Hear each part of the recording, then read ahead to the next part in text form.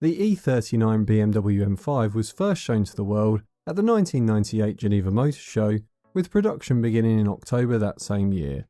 It was the first M5 to be built alongside the regular 5 Series model at the Dingolfing plant, and would continue production until 2003, with a total of 20,482 cars produced. All E39 M5s are saloon, although a touring model was considered by BMW, and a single prototype was built by the firm before they decided it would not be financially worthwhile bringing a wagon version to market. The M5 would begin deliveries in 1999, and production lines began building the facelift models in September 2000 as a 2001 model year vehicle. The most noticeable changes are the front and rear lights, but minor tweaks were also made to the bodywork, with mirror designs changing, plus wheel designs refresh, and the chrome trim was no longer offered and the shadow line became standard. The interior also received attention. Changes include a thicker rimmed steering wheel, a larger navigation screen in 16:9 ratio, and a grey backing was added to the dials. The engine remained largely unchanged, although it became Euro 3 emissions compliant, and the composition of the piston rings was revised with the goal of reducing engine oil usage. Additions to exterior colours would be the only update after the facelift. As we now know, the E39 would be the last time a naturally aspirated V8 would be fitted to an M5, with a V10 in the next generation and then forced induction added to more recent models. It was also the last M5 to get the manual gearbox as the only option. These two aspects have guaranteed its entry as a desirable classic car. We should note that some changes were timed differently across global markets. For example, parking sensors were fitted to US spec models a year prior to European ones.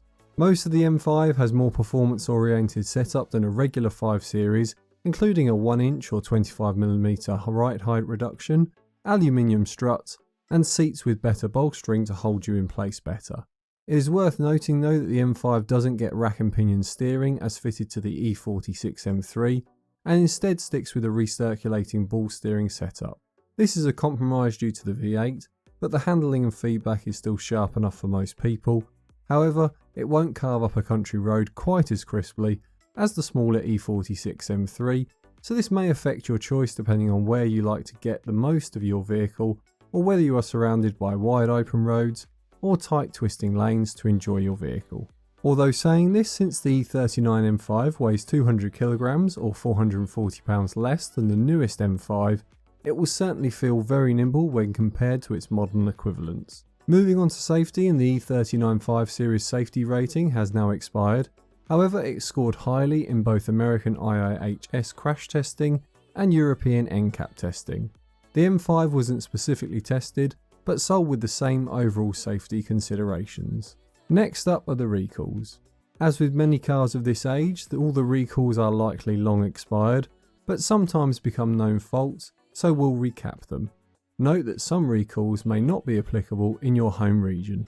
First though, the E39 M5 was part of the Takata airbag recall that was across the industry. This was announced in 2014, but records indicate many E39 M5s are yet to have had the recall work done. Two further announcements for the recalls were made in 2017 and 2019. The Takata airbags could suffer from corrosion of the impeller, and in the event of a deployment, this could shatter, sending metal fragments into the vehicle, causing further injury or worse. In 2001, a recall was announced for the auxiliary cooling fan, as this could fail and cause the engine to overheat. Spring support plates on the front struts were the next recall, made in 2005, mainly affecting high mileage examples at the time. Next up are the common faults, and a reminder to subscribe if you want more videos like this. We also have a book linked in the description if you enjoy a good automotive story. When viewing an M5, check for any signs of worn suspension, particularly from ball joints, bushings and suspension arms. All of these wear with age and will affect the handling of an M5. On a test drive, feel for any shimmy in the steering wheel or vibrations and any rattling sounds. Check for corrosion, especially around the wheel arches.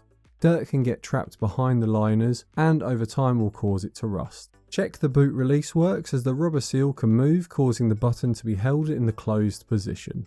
If possible, have a look around the rear differential for any signs of oil leaks. The seals can fail with time. It is recommended to change all the seals once one fails to avoid having the leak reoccur from a different seal after a repair. Have a look below the front bumper to see if the secondary lip is still in place. As it is lower than the bumper, it often gets knocked and scraped on the road. Some owners remove it for this reason. Back to the suspension, and thrust arms and or bushings can fail after around 75,000 miles. A wobble in the steering wheel is generally a sign of failure. The computer readout in the dials can begin to lose pixels with age. Fortunately, these can be repaired, avoiding the very expensive cost of a new unit. Another area to look for is rust to the fuel door and the underbody. Taking a bright inspection light or agreeing with an owner to view a car on a ramp where possible is advised. Finally, check all the windows operate up and down, as the window regulators can fail with age. This is a DIY repair if you are confident in getting out the tools, but something worth knowing in advance of agreeing a deal. Next up is the engine, but if you feel we've missed any other common faults with the rest of the car, please add them in the comments below to help potential buyers. The 4.9 litre naturally aspirated S62 V8 engine produces 394 brake horsepower with an official average fuel economy of 19.6 miles per gallon or 14.41 litres per 100 kilometres.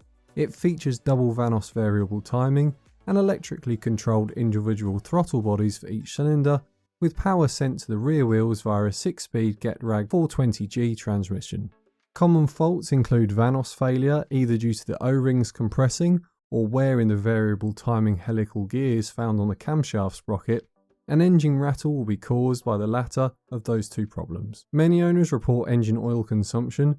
Typical oil consumption should be around 1 litre for every 1500 miles, but some owners report less or more than this. Facelift models with revised piston rings are supposed to use less oil, but we found a mix of opinions from owners as to whether it had made much of a difference. Mass airflow meters, or MAFs, will cause a limp home mode if they fail. Each cylinder bank has one, and these generally deteriorate with age, so look for any invoices for these being changed. Finally, the plastic chain tensioners will likely fail over time. They will begin to rattle as they fail and require replacement. Most owners also change the timing chain at the same time. Overall owner feedback for the S62 is that it is a robust engine that needs some care as it ages, but even after a lot of hard driven miles remains dependable. So the question is whether you would buy the V8 E39 M5 or want the newer V10 M5.